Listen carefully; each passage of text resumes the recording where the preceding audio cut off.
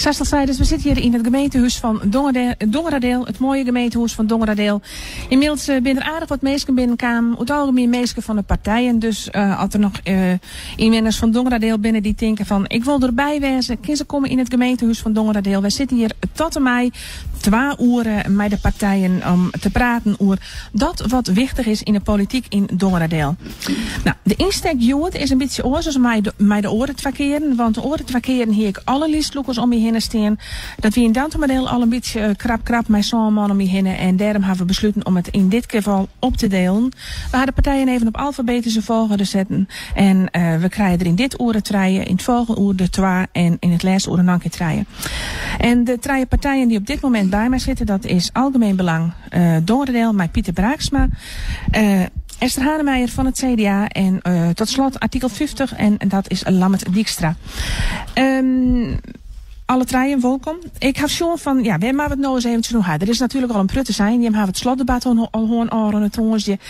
Dus ik ga de verkiezingsprogramma's maar eens eventjes trosjoen. En daar heb ik een aantal stellingen uithellen. De eerste die ik heb is het afschaffen van regels en het loslitten van procedures zorgt ervoor dat het een rommeltje wordt in Dongeradeel. Braaksma. Nou, dat leeuw ik dus net, want we gaan nu al diverse regelgevingen aan de kant zetten en ik denk dat het er alleen maar makkelijker terug wordt. En regelgeving die niks opsmieten, maar je zou allemaal afschaffen. Regelgeving is er natuurlijk net van eerd. Nee, klopt helemaal. Maar ik moet maar, als je alle jaren bijvoorbeeld een terrasvergunning overheen, maar terwijl er niks verhoort, dan is het wel in een werkverschaffing van een ambtenaar. Maar ja, ik kan me voorstellen, als je een huisje bouwen willen, laat ik hem zeggen, een dak op een carport. Want dat vind je wel fijn. En Boorman had hij toch een stuk minder zin in de tuin. En er moet je vergunning voor te vregen worden. Nou, dan neemt Boorman jou dat wel heel erg kwalijk. Ja, dat kan ik me voorstellen, maar ik denk als je dat mal wil regelen, ja, dan ga je toch weer door een regeling. Maar punten van vers lezen, wanneer al en wanneer net. En dat is nou al zo, dat bij bepaalde hechters hoe je ook geen vergunning en ik had een bepaalde afstand binnen in jouw omgeving. Nou, dat is alleen maar bevorderlijk om snelheid erin te krijgen. En het maakt natuurlijk net zo weer dat je daar trouwens oor heel erg belasten. Maar dat valt in een regelfactor. Ja, het is een standpunt van Jim, Esther Hanemeijer, dat Jim me vooral echt heel erg goed voor mij ziet. Waarom? Nou, het gaat om overbodige regels. En ik vind het belangrijk dat waar je ook kijkt, of het nou in de zorg is of voor de economie, overbodige regels moeten we afschaffen. Meneer Braaksma die noemde het al, windschermen. Hier, ik sprak van de week nog met een ondernemer uit Dokkum. Die wil op de Breedstraat elk jaar een terras. Dat mag ook. Maar hij mag pas vanaf 1 april de windschermen neerzetten. Nu hebben we een prachtig mooi voorjaar en het mag nu nog niet. Dus de mensen zitten daar in de wind op de tocht, het is koud, het zit niet fijn en dat scheelt hem omzet. Nou, dan denk ik van dat soort regels, dat kunnen we wel vrijgeven. Maar wanneer is een regel pas echt overbodig? Als het een belemmering is. Als het een procedure is die alleen maar lang duurt. Waar ambtenaren veel werk van hebben. En wat ondernemers soms in de weg staat. Maar ook als ik kijk naar de zorg. Ik mocht meelopen met de buurtzorg. En daar zie je dat die hulp heel hard nodig is. Maar dat er een protocol ligt van hoe je een kous aan moet trekken. Nou, dan denk ik van, dat vind ik niet nodig. Dus ja, maar dat is natuurlijk net voor de gemeente een protocol. Hoe kous nog om. Nou, maar dat komt straks wel naar de gemeente. En dan denk ik van, juist die protocollen, die procedures, daar moeten we scherper op zijn. Dat kan er wel tussenuit. Ja, en hoe ben jij met regeltjes, Dijkstra? Minder regels. Maar de regels die er binnen, maar ze handhaven. En dat de regels inderdaad zat binnen, dat ze niet handhaven binnen, maar ze regels afschaffen. Of maar nee regels, meidje, die wilt handhaven binnen. Liet voorbeeld vinden we Huis en Hiem. Voor het boetengebied in het groot gedeelte van de stad Dokkum. Kan afgeschaft worden wat u betreft. Ik bedoel, als al een bouwbesluit, als een bouwvergunning. Daar was al verschillende zaken, want dan kunnen de buren binnen een bepaalde termijn bezwaren, een beroepmeidje. En dan in de was nu geen extra regel daarbovenop lezen. Dat geldt ook voor inderdaad zorg, waar we regels extra tapposten die onnuttig binnen, direct afschaffen. En inderdaad, het moet voor iedereen helder wijzen waarom er regels binnen. En als iemand vindt dat de regels net duidelijk binnen, schaf ze dan al op meidje duidelijk. Ja, maar alle regels die net duidelijk binnen afschaffen, dat is natuurlijk kwart door de bocht. Nou, kwart door de bocht, want dat vinden we ieder rol. Dat iedereen had er les van. Wanneer het ook maar is. Ik ken in de zorg, ik ken mij een bouwvergunning, ik ken mij een trasvergunning, ik ken mij wat voor vergunning dan ook maar kan dat gebeuren. Maar wie vinden De regels moeten duidelijk zijn. En als ze duidelijk binnen, dan handhaven. En op die regels, want dan is het voor iedereen ook duidelijk. Maar wanneer het een onduidelijke regel is, of overbodig, afschaffen direct. Nou, ik zeg het al voor me. Dongeradeel, het prachtig mooie Dongeradeel, wat je hem graag deelt zitten willen. Regels worden afschaft. Overal springen hakjes uit de groenwei. Meesten zetten overal gekke dingen deel. De meest idiote uitbouwen van huizen komen er. Nou, ik heb Peter Kaskadel al op moest zien pussen aan de dwarpen. Ik geloof net dat dat de oplossing is. Daar kan ik wel wat op zeggen. We hadden eerst een structuurplan. Dat betekent als een gemeente maar eerst zeggen welk structuurplan, welk bestemmingsplan wil ik dan. En op het moment dat ze bepaalt dat in het dorp iets wil of niet mee, dat zijn dan de regels. Dat is het, zeg maar, het handvat waar iedereen zich aan vasthouden kan. Als die het regels duidelijk binnen, dan krijg je er altijd de puist. Maar wanneer zij van in dat dorp maar dat en dat gebeuren, dan is het prima. En dan had er dan een extra hakje komt, prima. Is het dan misschien meer voor dwarsbelangen zelf om die regels te stellen, Braaksma? Nou, dat jij wel heel mooi. Maar wij hadden ervaring met mensen van dwarsbelang. Dat is gewoon zeggen, daar zitten wij net op te wachten. Dwarsbelang, die mensen die willen graag opkomen voor het belang van het dorp. Maar dan kom je zo blij uit de wordt heel ambtenaren of ook naar regeersleden. Dus daar zitten ze net echt op te wachten. Maar als ze daar de moed voor hebben en de tijd voor vinden en om zich meer mee te doen, alleen maar beter. Nou, dan ben ik naar beneden, Esther Hanemeijer. Neem je hem de verantwoordelijkheid als het Azen helemaal misgoed als die regels dragen? Nou, het gaat niet mis. Ik geloof daar niet in. Ik denk dat we het durven loslaten van een verantwoordelijkheid. Ik denk dat dat goed is. Ik denk dat het dorpsbelang het ook niet op hoeft te pakken. Dat is de gemeenteverantwoordelijkheid. Maar we kunnen best een aantal overbodige regels. En het gaat om overbodige regels. Maar vooral om de procedures van. In Ljussus, ik dacht dat het Braaksma in Ljussus was. Werden 2 huisjes gebouwd. Ik heb een pak papier moeten lezen van 100 pagina's. Terwijl het uiteindelijk wel gewoon kan. Dan denk ik van, die procedures die ontzettend lang duren voor een ambtenaar, de vergunningvrager, die weet vaak weken en soms wel maanden, soms duurt het zelfs jaren niet waar hij aan toe is. Die procedures, daar gaat het CDA om. Niet dat het een rommeltje wordt, dat willen we absoluut niet. Dus blijven een aantal basisregels, maar loslaten en vertrouwen hebben. Ik rond dit gedeelte even af. Ik denk dat we stellig in de procedures vereenvoudigen en misschien helemaal afschaffen. De toekomst zal het wezen. Nee, 9 maart weten we meer. Ik heb een stelling voor je klaarstaan over de economie. Investeren in de economie van Dongeradeel maak je onttrekkelijk maatje terug het gebied beschikbaar te maken voor industrie. Misschien zelfs voor zwieren industrie. Waar had hij wat te zeggen? Nou, dat is helemaal niks mis. Maar alleen je moet er een op denken wij die zwieren industrie dan deel zetten. Maar we hadden je voorheen ook wel gewoon helaas is het vertrokken. Maar ik zou het alleen maar taaien dat er een pittige industrie komt. Want wij hadden gewoon bot verlet van werkgelegenheid niet. Dus industrie à la de Eemshaven ken je wel? Ja, ik heb daar zo geen voorbeelden van. Maar ik vind het wel ontzettend belangrijk dat we investeren in de economie. En vooral duurzame bedrijven. En misschien innovatieve bedrijven op het gebied van duurzaamheid. Een ondernemer moet er ook zin in hebben. We hebben hier ruimte, we hebben hier goedkope grond. We hebben straks een centrale as hier. Nou, je zou zeggen van jongens, kom hierheen en begin hier wat. Is het zo makkelijk in alles hier maar in Dongeradeel komen, Dijkstra? Niet alles, want op het moment dat jou zegt van de Eemshaven, nou dan is een haven bij nodig, hebben we hier net. Dat betekent dat we exiermatten van het left hebben we hier het werk met handjes aan de pas komen. Waar je een prottig goed personeel in de gemeente, die mat weer aan het werk, of die mat is een moeilijk woord, maar die is zo heel mooi wijzen dat die aan het werk komen. Aan de andere kant vinden we de infrastructuur wordt gelukkig nou beter met centrale as. Daar zullen we werk voor meidje matten. En als hier bedrijf komen willen, we houden beter weer en op hoge dikken binnen nog kavels genoeg vrij. Inderdaad, in de gemeente, wat er steeds maar alle ruimte Jan om die gemeente of de bedrijven hierheen te halen. Dus dat betekent op de juiste manier binnennemen, waar in zin aan en welke manier. En als we dat doen, dan ben we een hele stap verder. Maar dat is net van tevoren nog steeds van dit keer niet of dit keer wel. Nee, dat zei wat kind dan wel. Nou, ik heb ook wel een want je neemt de hege dikken, maar ik wil net dat we zwier industrie gaan maar op de hege dikken. We moeten er een op denken, dus we hebben iets deel zetten, want we gaan in Verlinen Dokkum ook helemaal inbouwd met industrie eromheen. En dat is fout. Je moet gewoon duidelijke keuzes maken. En dat hebben we gelukkig in deze regering. Beter wordt is gewoon voor de soeierindustrie, of tenminste voor de uitbreiding. En de rest maar de wenningbouw wijzen. Dus wat dat dan wordt alleen nog die industrie om Dokkum heen? Betterwerd, we zitten daar en we hebben ook nog ruimte op de Hoge Dijken. Dus daar kunnen nog bedrijven komen. En we moeten kijken langs de centrale aas. Je weet het niet. Hè? Op zich nu is het best een probleem met de bedrijven. We hebben meer bedrijven nodig. En hoe we dat verder gaan ontwikkelen, dat zal de tijd leren. Dus een prachtig industrieterreintje tussen Ieën en Ajem is er net aan orde. Sorry? Een prachtig industrieterreintje tussen Ieën en Ajem werd wat mooie grote bedrijven, wat mooie grote fabrieken steen kennen, want er is toch ruimte is net aan orde. Nee, en daar gaat de provincie natuurlijk ook over. Dus we hebben nu eerst Betterwerd. Op de Hoge Dijken hebben we nog plek. En ik denk dat het belangrijk is dat we bestaande bedrijventerreinen ook invulling geven. Dijkstra. Ja, ik wil even op allebei even reageren. Ik had wat sfeerindustrie net neemt voor Hoge Dijken. Ik ga in de praat.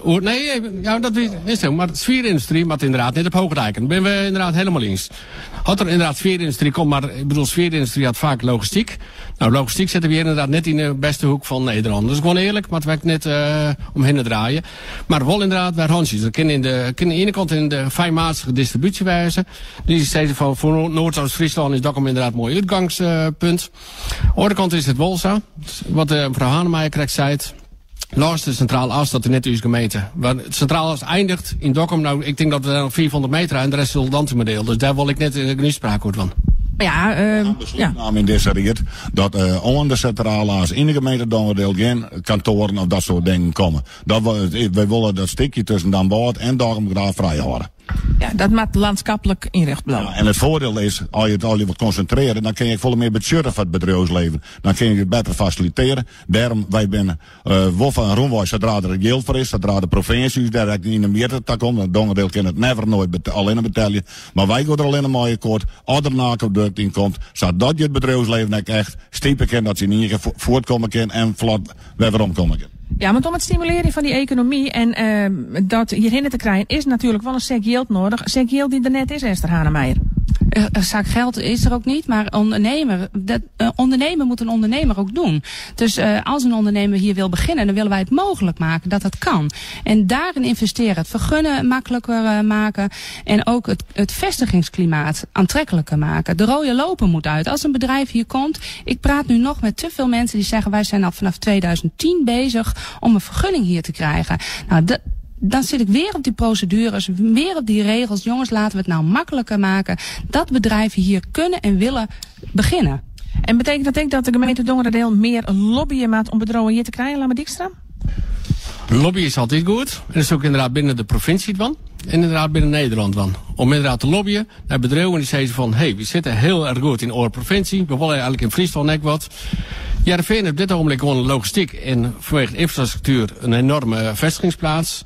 Dat is voor, ik neem maar Zuid-Nederland, of voor Zuid-Friesland, om dan inderdaad de rest van Nederland te pakken. Maar ik denk, Dokkum kan een heel mooi knooppunt wijzen richting Greens de ene kant op, richting Harlingen de andere kant op, dat we de bovenkant van Friesland inderdaad zowel op logistieke manier pakken kennen. En ik denk op de manier dat je gewoon goede, hutwerkende mensen kan binnen. En de landbouw is hier natuurlijk een heel belangrijk punt. In het dorpen, maar we steeds met de landbouw om daar iets meer mee te doen. Dus het ondernemersklimaat stimuleren, absoluut. Ja, beslist. En ze krijgen direct even nog een harde stijl door een bedrijventerrein tussen Ieën en Engwerm bijvoorbeeld. Daar hoeven we mij geen grote fabrieken, maar het is wel heel wichtig dat je bij elk dorp weer initiatieven toont wordt. Trots ZZP'ers vaak heel om te starten. Er zijn genoeg grote bedrijven die vroeger in de garage begonnen zijn. Dus wij willen dat graag op het dorp Liekerbot stiepen. Ja. Wonen werken. In het laatste uur praten we echt nog even over de economie, want het is echt een heel belangrijk standpunt van de VVD. Heb ik nog een vraag, Jim. Valt mij op in al je partijprogramma's dat er heel veel aandacht is voor sportaccommodaties en dan met name in Dokkum. Mijn vraag is, investeren in sportaccommodaties in de dorpen is belangrijker dan het upgraden van de sportgelegenheden in Dokkum. Wij gaan kozen voor Dokkum omdat daar de trammer dus in einde is eigenlijk. Die moet heel bovenop worden. Wij zijn dan ook voor nijbouw. Omdat je gewoon zorgen dat er bepaalde ontwikkelingen bent. Dat je de Hutterhuispark beter oorontwikkelen kan. En op het dorp natuurlijk maar je zwaar. En dat hier heeft mooi weg dat je nog een herindeling kregen hier. Dan kon je zien hoe je het landschap weer indelen moet. Waar moet wat wijzen. Waar had het zwembad? Waar had de gymnastieklokaal op platteland? Ja, want is het nedig, het was sporthal in Dokkum, Esther Hanemeijer? Het is nodig, absoluut. We hebben die nu ook. En als je ziet hoeveel mensen er ook buiten onze gemeente gebruik van maken. We zijn een regiostad. Ik denk echt dat het nodig is. En goede voorzieningen op de dorpen. Ik denk dat dat ook heel belangrijk is. Ik geloof ook in die leefbaarheid van de dorpen. Dat juist belangrijk is. Dat je dan sportvoorzieningen hebt. Maar een goede spreiding van de voorzieningen. Daar zullen we in de toekomst wel naar moeten kijken. Laat me dik staan. Nou, wie ben daarin wat kritischer? We vinden dat het heel jammer is dat Oudonieren geen goed sportbeleidsplan maken is. Dat we weten, een behoefteonderzoek, waar we sport, op welke manier, wat hebben. En dat ik dan zo naar de trimmer, en dat is 40 jaar, is dat ding oud. Dokkinga had inderdaad de contracten op zijn, en zei ik van jongens, daar hier was gemeente, Oudonieren, op vol jaren wat een dwammatten. Om te voorkomen dat nou inderdaad eigenlijk, plotsglas uit de hemel komt van, we moeten iets oors van. Daar ben we dus net voor. We vinden een goed behoefteplan. En op zich ben ik wel eens met Braaksel om te zeggen van dat we hier een zwembad hebben.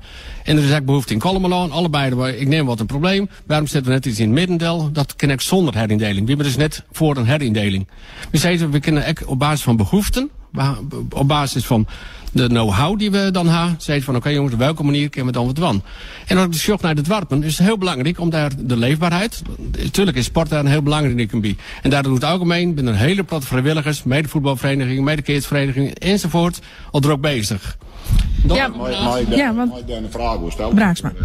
Dijkstra, dat is wel mooi. Als je zegt van nou, dat in Kalmeloon, dat bijvoorbeeld in Verwetterdeel. Maar hoe show je dat met de kosten? Maar die gemeente dan voor de kosten staan? Want ze participeren nou eigenlijk op regiostad Dokkum, oftewel op een gemeente Dongeradeel.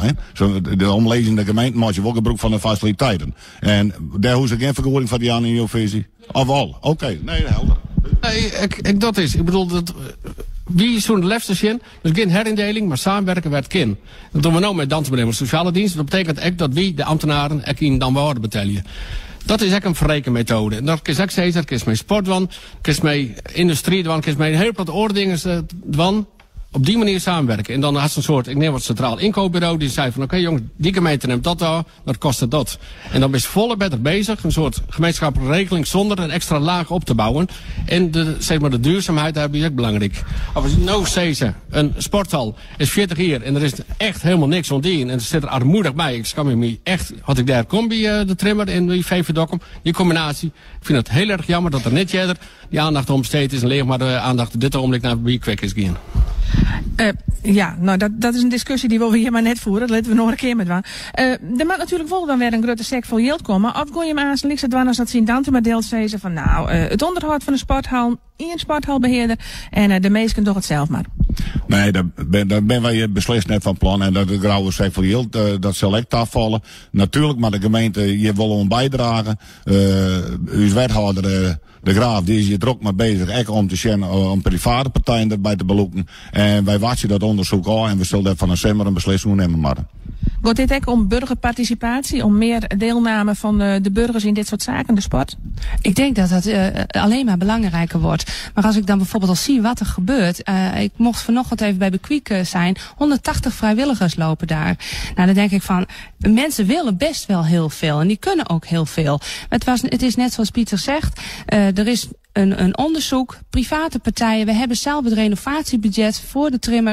En dat willen wij als CDA ook beschikbaar stellen. En ik denk dat daar best mogelijkheden zijn. Nou, wil ik tenslotte nog één vraag aan je stellen van... heel kwaad nog eventjes. Dat is inderdaad, private partijen zijn een heel belangrijke sector.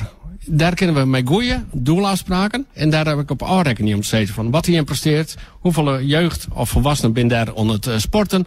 Daar is op aanrekening. Dat is per deelnemer van of op het onderhoud dan voor de gemeente of niet voor de gemeente. Dat is een hele goede afspraak, maar dat moet wel meidje doen. Er moet wel verstand van haar.